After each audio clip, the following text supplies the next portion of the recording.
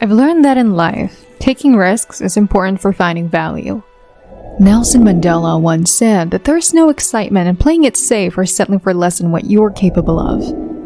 Maybe you've heard advice to always have a backup plan, but I never quite understood that. Why would I want something to fall back on if I fall?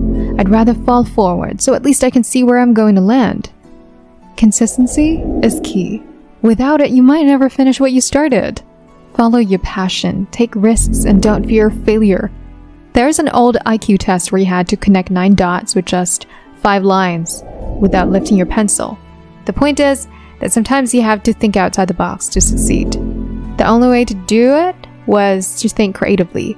Don't be afraid to think differently and take big risks when you dream. Dreams without goals are just dreams. Reggie Jackson, a famous baseball player, struck out 2,600 times in his career, the most in history. But people remember his home runs, not his strikeouts. Thomas Edison, the inventor of the light bulb, conducted 1,000 failed experiments before succeeding. Every failed experiment brought him closer to success.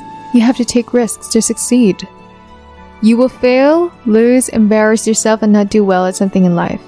Embrace these experiences because they are inevitable. In the acting business, failure is common. Early in my career, I tried out for a role in a Broadway musical. It seemed like the perfect part of me, except for one big problem. I can't sing. I didn't get the job, but here's the important part. I didn't give up. Instead of quitting, I kept going. I went to the next audition, and the one after that, and the one after that. I prayed and hoped for success, but I kept failing. It didn't matter though, because I believed in the saying that goes, if you spend enough time in a barber shop, you'll eventually get a haircut. In other words, if you keep trying, you'll eventually catch a break. And I did. Last year, I performed a play called Fences on Broadway. What's remarkable is that it was the same theater where I failed that first edition 30 years ago. The point is, everyone graduating today has the skills and talent to succeed. But the real question is, do you have the courage to fail? If you never fail, it means you're not trying hard enough. Imagine this. Picture yourself on a deathbed, surrounded by ghosts representing your unrealized potential. The ideas you never pursued, the talents you didn't use. They're standing there disappointed and upset because they could have been brought to life by you. How many of these ghosts will be around your bed when your time comes? The world needs your help. Africa, the Middle East, Japan, Alabama, Tennessee, Louisiana, Philadelphia, all need your help. We need it from you.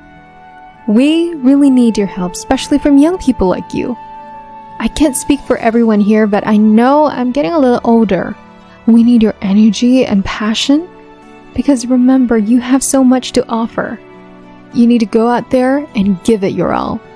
Whether it's your time, your talents, your prayers, or even your resources, it's not about how much you have. It's about what you do with what you have. Some of you are studying business, theology, nursing, sociology, and more. Some of you have money, patience, kindness, or love. Everyone has something special.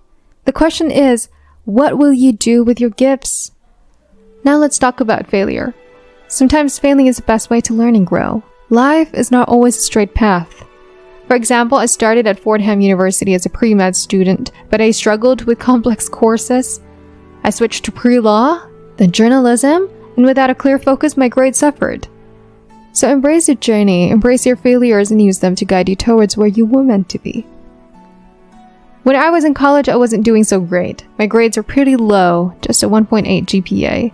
The university even suggested I take a break. I was feeling really down, only 20 years old, feeling like I hit rock bottom.